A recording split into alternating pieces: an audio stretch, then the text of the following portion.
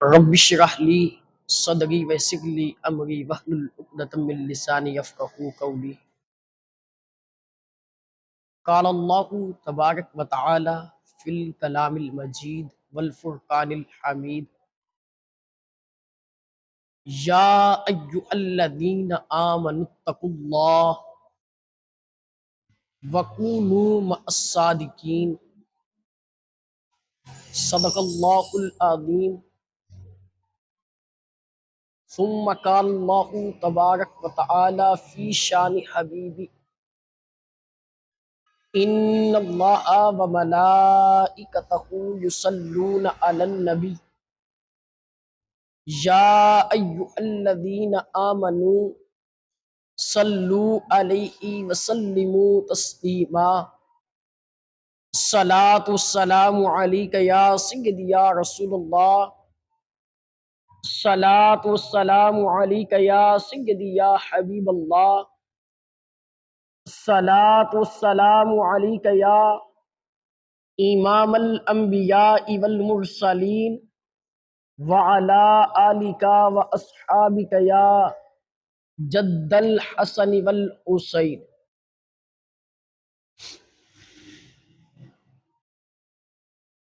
اللہ تعالیٰ کی تعریف و توصیف کے بعد اس کے پیارے حبیب، دو جہاں کے طبیب، سلطان عرب و عجم، رسول محتشم صلی اللہ علیہ وآلہ وسلم کے دربار و اربار میں اپنی عقیدتوں محبتوں کے پھول نچھاور کرنے کے بعد، سامعین محتشم، اللہ تعالیٰ کا کروڑوں بار احسان ہے کہ جس نے ہمیں انسان بنایا اور اپنے پیارے حبیب، دو جہاں کے طبیب، سلطان عرب و عجم صلی اللہ علیہ وآلہ وسلم کا امتی پیدا فرمایا۔ ماہ رجب کا یہ مقدس اور پر نور مہینہ رواں ہے۔ دعا گو اللہ تعالی اس ماہ مقدس کے فیوز و برکات ہم سب کے شامل حال فرمائے، اور یہ مقدس ایام ہماری زندگی میں اللہ دیکھنا دوبارہ نصیب فرمائے۔ سامعین محتشم، 5 رجب المرجب کو 183 ہجری میں حضرت سیدنا امام موسیٰ کاظم رضی اللہ تعالی عنہ آپ کا یوم وصال ہے۔ اس مناسبت سے چند باتیں آپ تک گوش گزار کرنے کی سعادت حاصل کروں گا۔ جو میں نے آیہ مقدسہ تلاوت کرنے کا شرف حاصل کیا ہے، دعا گو خالق ارض و سما اس کے ارد گرد رہتے ہوئے مجھے حق گوئی کی توفیق مرحمت فرمائے۔ سامن، ایک بات یاد رکھنا، سیرت سیدنا امام موسیٰ کاظم رضی اللہ تعالی عنہ کو سماعت کرنے سے پہلے کہ آپ کے یوم وصال کے بارے میں علماء کا اختلاف ہے۔ سن وصال کے بارے میں کوئی اختلاف نہیں، یوم وصال کے بارے میں بعض علماء نے 5 رجب لکھا ہے، بعض نے 25 رجب لکھا ہے۔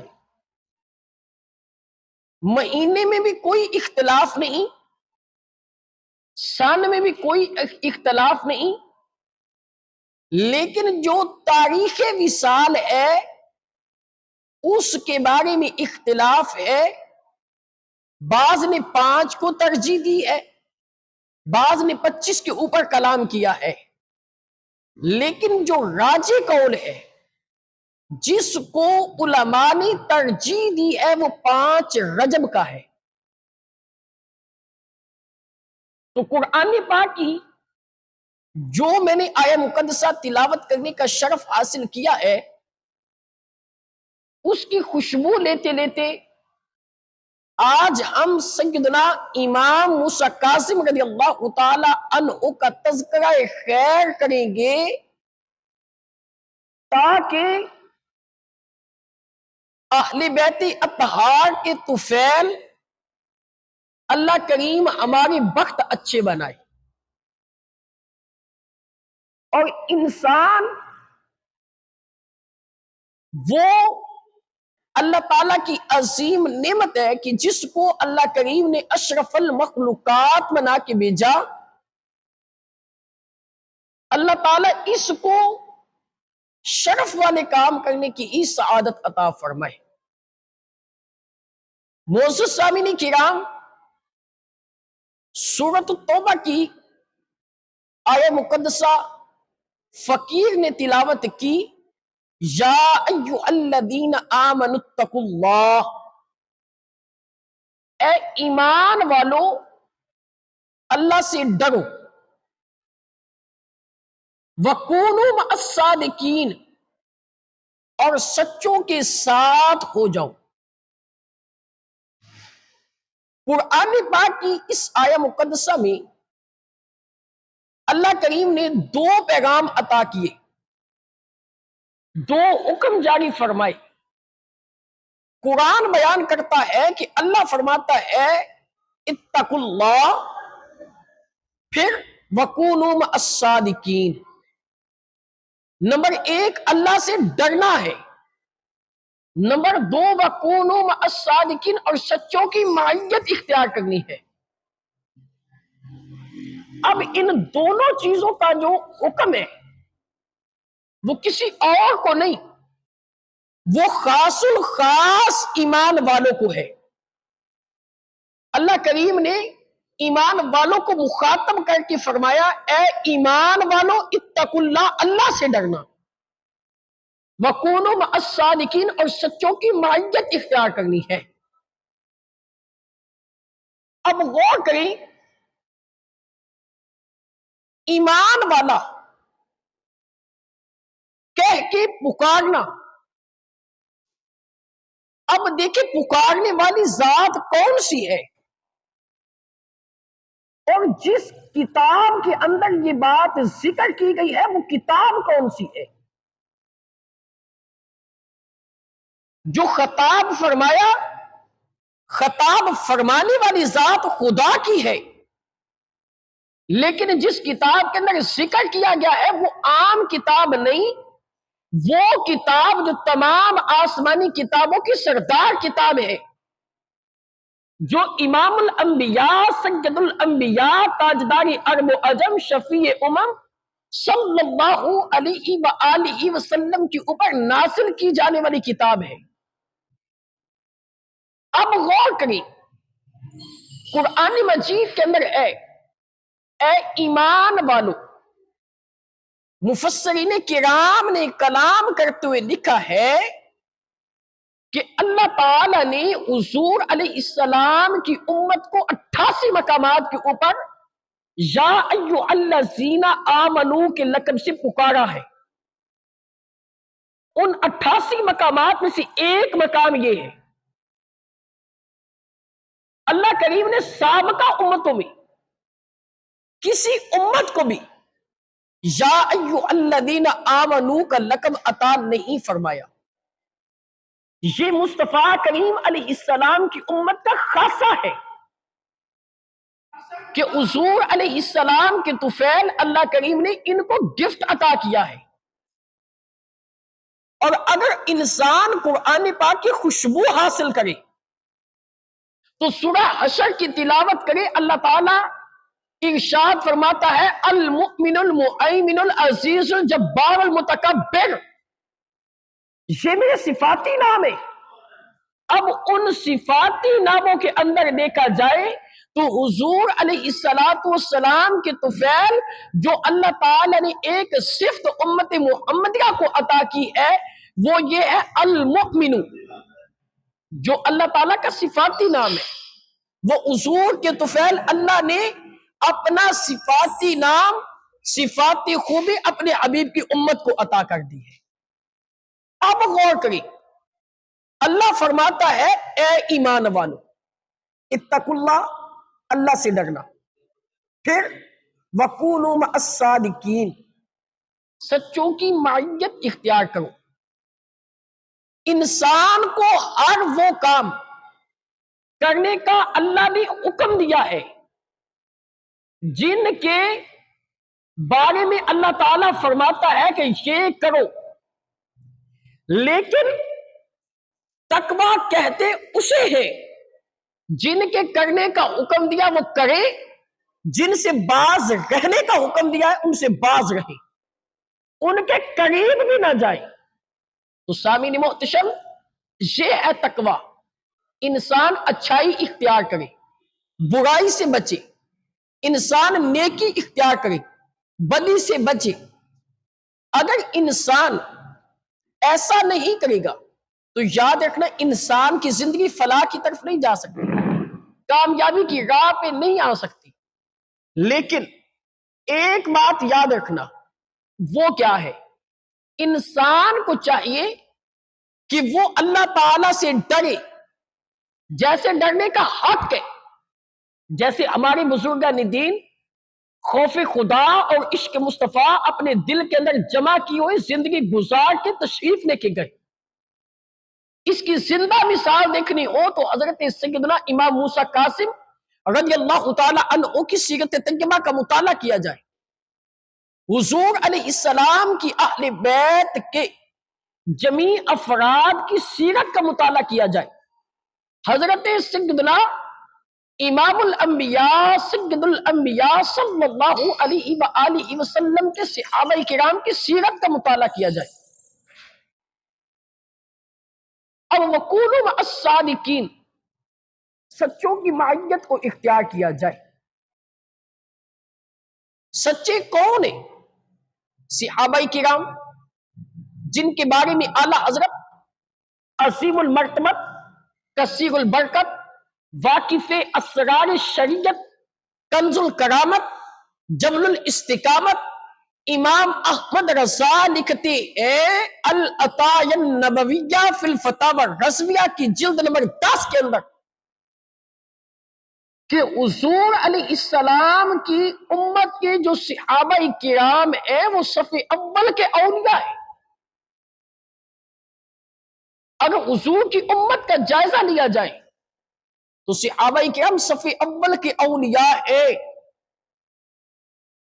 جمیع صحابہ کرام سچ کو اختیار کرنے والے، حضور کی اہل بیت سچ کو اختیار کرنے والے، ان کے بعد تشریف لے کے آنے والے تابعین کی صورت میں، تبع تابعین کی صورت میں، اور اسی طرح جتنے بھی نیکوکار لوگ ہیں، وہ داتا گنج بخش علی اجمیری علیہ رحمہ ہو، وہ خواجہ معین الدین چشتی اجمیری علیہ رحمہ ہو، وہ بابا فرید الدین گنج شکر رحمت اللہ علیہ ہو، وہ امام اہل سنت ہی کیوں نہ ہو، یا گولرا کے تاجدار پیر مہر علی شاہ ہی کیوں نہ ہو، یا غزالی زمان علامہ سید احمد سعید قاسمی علیہ رحمہ ہی کیوں نہ ہو، یا امام غزالی علیہ رحمہ ہی کیوں نہ ہو، یا سلطان العارفین سلطان باہو رحمت اللہ تعالی علیہ کیوں نہ ہو، یا اسی طرح مفتی اعظم پاکستان مفتی فیض احمد اویسی رحمت اللہ تعالی علیہ کیوں نہ ہو، یا جتنے بھی سلف و خلف، مراد پیر جماعت علی شاہ لاسانی علی پور سجدہ ہی کیوں نہ ہو، اور ہمارے شہر فاروق آباد کی پیر عباس علی شاہ صاحب کی ہی کیوں نہ ہو، یا پیر قائم علی شاہ سرکار ہی کیوں نہ ہو، یا پیر بہار علی شاہ صاحب ہی کیوں نہ ہو، یا پیر بارس علی شاہ صاحب ہی کیوں نہ ہو۔ معزز سامعین کرام، اسی طرح انسان اوپرلے لیول پہ چلا جائے تو سچے لوگوں کی ابتدا انبیاء کرام سے شروع ہوتی ہے، لیکن امت مسلمہ کے حوالہ سے میں نے صحابہ کرام سے لے کے آگے چند مثالیں پیش کرتے ہوئے آپ کے سامنے ایک بطور تمثیل بات پیش کر دی۔ اب دیکھیں، صوفیہ با صفا، کروڑوں اتاریوں کے امام پیر الیاس قادری حافظ اللہ تعالی، آپ فرماتی ہیں کہ ہمارا خدا سچا، انبیاء سچے، علماء سچے، اولیاء سچے، صحابہ کرام سچے، اہل بیت سچے، تو ہمیں بھی چاہیے کہ ہم سچ کو ترجیح دیں اور جھوٹ سے اجتناب کریں۔ اللہ کریم فرماتا ہے، اے ایمان والو اتقوا اللہ، اللہ سے ڈرو، وکونوا مع الصادقین، اور سچوں کی معیت اختیار کرو۔ سامعین محتشم،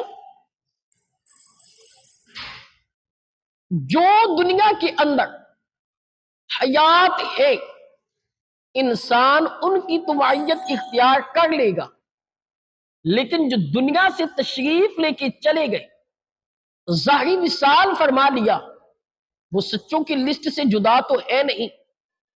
جیسے بابا فرید گنج شکر رحمت اللہ تعالی علیہ، یا حضور فیض عالم داتا گنج بخش علی اجمیری رحمت اللہ تعالی علیہ، تو دیکھیں یہ وہ نفوس قدسیہ ہے جن کا زمانہ ہم نے نہیں پایا۔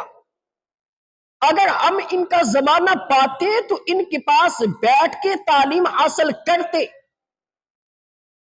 ان کے پاس بیٹھتے، ان کے پاس بیٹھ کر تعلیم کا سلسلہ، درس حدیث کا سلسلہ، درس قرآن کا سلسلہ اور دیگر تعلیمات کو سیکھنے کا شرف حاصل کرتے، لیکن ہم نے ان کا زمانہ نہیں پایا۔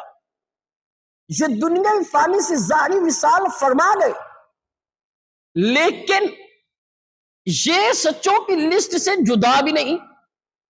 ان کی معیت اختیار کرنی ہے تو کیسے؟ علماء فرماتی ہے کہ جو دنیا سے تشریف لے کے چلے گئے، ان بزرگان دین کے افکار کو دیکھنا، افکار کی پیروی کرنا، افکار کو اپنے اندر ڈھالنا، یاد رکھنا گویا ایسے ہے جیسے تو نے ان کی ظاہری حیات میں ان کی پیروی کی ہے، ان کی سنگت کو اختیار کیا ہے، ان کی معیت کو اختیار کیا ہے۔ یہ قرآن پاک کی میں نے تفسیر آپ کے سامنے پیش کی۔ اب اسی کا سہارا لیتے ہوئے آگے چلے۔ حضرت سیدنا امام موسیٰ کاظم رضی اللہ تعالی عنہ وہ عظیم ہستی ہے جنہوں نے 5 رجب 183 ہجری کے اندر وصال فرمایا۔ امام موسیٰ کاظم رضی اللہ تعالی عنہ وہ عظیم ہستی ہے کہ جن کو امام جعفر صادق رضی اللہ تعالی عنہ سے 2 نسبتیں حاصل ہیں۔ نمبر 1، امام جعفر صادق رضی اللہ تعالی عنہ کے فرزند کا نام امام موسیٰ کاظم رضی اللہ تعالی عنہ ہے۔ نمبر 2، امام موسیٰ کاظم رضی اللہ تعالی عنہ نے تعلیم حاصل کی ہے تو اپنے والد گرامی حضرت سیدنا امام جعفر صادق رضی اللہ تعالی عنہ سے تعلیم حاصل کی ہے۔ روحانی اعتبار سے بھی آپ کا تعلق امام جعفر صادق سے ہے، خونی اعتبار سے دیکھا جائے تو پھر بھی آپ کا تعلق امام جعفر صادق سے ہے۔ حضرت سیدنا امام جعفر صادق رضی اللہ تعالی عنہ حضرت سیدنا امام باقر رضی اللہ تعالی عنہ کے فرزند ہیں۔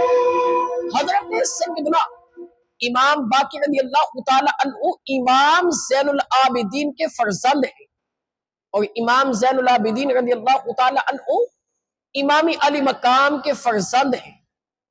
یوں کہہ لیں کہ حضرت سیدنا امام علی مقام امام حسین کے پڑپوتے کے پوتے کا نام امام جعفر صادق ہے، اور امام جعفر صادق کے بیٹے کا نام امام موسیٰ کاظم ہے۔ معزز سامعین کرام، یہ بہت ہی اچھے اور نمایاں زندگی گزارنے والے اشخاص میں سے ایک ہے۔ ان کی زندگی مثالی زندگی ہے، انہوں نے شریعت مطہرہ کی پاسداری کرتے ہوئے زندگی گزارنے کی کوشش کی ہے۔ انہوں نے اعلیٰ لوگوں کے پاس بیٹھ کے ان کے افکار و نظریات کو اپنے اندر اتارنے کی کوشش کی ہے۔ حضرت سیدنا امام جعفر صادق رضی اللہ تعالی عنہ اپنے بیٹے، اپنے شاگرد امام موسیٰ کاظم رضی اللہ تعالی عنہ کو نصیحتیں فرماتے ہیں۔ فرمایا، بیٹا اگر تم اپنی زندگی کو مثالی بنانا چاہتے ہو، تمہاری یہ خواہش ہے کہ میری زندگی مثالی ہو جائے اور میری موت بھی قابل رشک ہو، فرمایا بیٹا جو نصیحتیں میں آپ کو کرنے لگا ہوں ان کو توجہ کے ساتھ سماعت کر کے ان کے اوپر عمل پیرا ہونے کی کوشش کرنا۔ اب قابل توجہ بات ہے، آپ نے امام موسیٰ کاظم رضی اللہ تعالی عنہ کو نصیحتیں تو کی ہیں، ان کی مثالی زندگی، ان کی زندگی مثالی زندگی تھی، لیکن آنے والی قوم کو حضور علیہ السلام کی امت کے لوگوں کو ایک ترغیب عطا کی ہے، ایک سوچ اور ایک فکر عطا کی ہے، ایک پیمانہ اور زاویہ بنا کے ان کے سپرد کر دیا ہے کہ جو مثالی زندگی چاہتا ہے اس کو ایسے قوانین کے اوپر عمل پیرا ہونا پڑے گا۔ اگر کوئی رسوائی کا شکار ہے تو اس کی وجہ کیا ہے؟ اگر ذلت مقدر ہے تو اس کی وجہ کیا ہے؟ اگر انسان اس سوچ کے اندر ہے کہ میری موت قابل رشک ہوگی تو اگر دیکھنا چاہتا ہے تو اس کا زاویہ کیا ہے؟ امام جعفر صادق رضی اللہ تعالی عنہ نے امام موسیٰ کاظم کو مخاطب کیا، لیکن پیغام قیامت تک کے لوگوں کو عطا کیا۔ حضرت سیدنا امام موسیٰ کاظم رضی اللہ تعالی عنہ سے امام جعفر صادق رضی اللہ تعالی عنہ نے فرمایا، بیٹا اللہ کی تقسیم پہ راضی رہنا، اللہ کی تقسیم پہ راضی رہنا۔ اب غور کریں، جو بات امام جعفر صادق نے فرمائی، کیا ہم اس بات کے اوپر تفکر کرتے؟ اس بات کو کیا ہم نے اپنے کلام کے اندر شامل کیا ہے، اپنے عمل کے اندر لائے ہیں؟ فرمایا، جو انسان اللہ کی تقسیم پہ راضی رہتا ہے، دوسروں کے مال کے پر دھیان نہیں کرتا، فرمایا وہ انسان کامیاب ہے۔ جو انسان دوسروں کے مال کے اوپر نظر رکھے، اللہ کی تقسیم پر راضی نہ رہے، فرمایا وہ غربت کی موت ہی مرے گا۔ انسان کو اس بات کے اوپر توجہ کرنی چاہیے جو انسان اس بات کے اوپر غور و فکر کرے گا، اس بات کو پڑھنے کے بعد، سننے کے بعد غور و فکر سے کام لے گا، یاد رکھنا اس کی زندگی مثالی بھی ہو سکتی ہے۔ اس کی زندگی اگر ہدایت سے ہٹی ہوئی ہے تو یاد رکھنا ہدایت کی طرف آ جائے گی۔ علماء بزرگان دین کے اقوال کو پڑھنے کی عادت تک نہ رکھی، بلکہ ان کو اپنے عمل میں لے کے آئیں۔ انسان اس بات کو دعویٰ تو کرتا ہے کہ میں فلاں شخص سے پیار کرتا ہوں، مثال کے طور پر انسان کہے کہ میں اہل بیت سے پیار کرتا ہوں، لیکن اس کے عمل میں اہل بیت والے افکار و نظریات نظر نہ آئیں تو اس کی محبت کیسی محبت ہے؟ معزز سامعین کرام، امام جعفر صادق رضی اللہ تعالی عنہ آپ نے فرمایا، بیٹا اگر فضیلت حاصل کرنا چاہتے ہو، اگر تم شان شوکت کی نعمت حاصل کرنا چاہتے ہو تو فرمایا علماء کے پاس بیٹھ۔ مخاطب اپنے بیٹے کو کیا ہے، پیغام قیامت تک کے لوگوں کو ہے۔ شان و شوکت جو شخص چاہتا ہے، جو چاہتا ہے کہ مجھے فضیلت مل جائے، مجھے مقام مل جائے، مجھے رتبہ مل جائے، امام جعفر صادق فرماتی ہے کہ جاہلوں کے پاس نہیں بیٹھنا، علماء کی سنگت اختیار کرنی ہے۔ جب انسان علماء کی سنگت اختیار کرے گا، اللہ اس کو شان و شوکت بھی عطا کر دے گا، اللہ اس کو مقام بھی عطا کر دے گا، اللہ اس کو رتبہ بھی عطا کر دے گا۔ لیکن جو انسان جاہلوں کی سنگت اختیار کرے گا تو جیسا اس کا قرب ہوگا ویسا اس کا عمل ہوگا۔ معزز سامعین کرام، میں نے پہلے عرض کر دیا ہے کہ سچے لوگ سچے ہوتے ہیں، برے لوگ برے ہوتے ہیں۔ انسان کو چاہیے کہ وہ نیکی کی بات سیکھے اور نیکی پر عمل کرے۔ یہ نعمت علماء کے سوا کسی اور سے نہیں ملے گی۔ حضرت سیدنا امام جعفر صادق رضی اللہ تعالی عنہ نے اپنے فرزند کو نصیحت کی، بیٹا ایک دوسرے کا خیال کرنا۔ مخاطب امام موسیٰ کاظم کو، پیغام قیامت تک کے لوگوں کو فرمایا، بیٹا ایک بات یاد رکھنا، وہ کیا؟ ایک دوسرے کا خیال کرنا۔ ایک دوسرے کا جب تم خیال کرو گے، فرمایا تمہاری زندگی مثالی ہو جائے گی۔ ایک دوسرے کا خیال نہیں کرو گے، فرمایا تمہاری موت قابل رشک نہیں ہو سکتی۔ اب فی زمانہ کیا ہے؟ ایک دوسرے کا خیال نہیں رکھا جا رہا۔ اگر کسی کو ذمہ داری دی جائے کہ یہ چیز تم تقسیم کرو تو وہ اپنے مطلب کے شخص کو زیادہ دے دیتا ہے، دوسرے کی حق تلفی کر دیتا ہے۔ آج وراثت کا کام ہو تو اس کے اندر بھی دھوکہ، دیگر دنیاوی معاملات کے اندر دھوکہ، فراڈ، چغلی، حسد، تکبر، وعدہ خلافی، دیگر معاملات پائے جا رہے ہیں۔ تو یاد رکھنا یہ سارے کام حرام ہے۔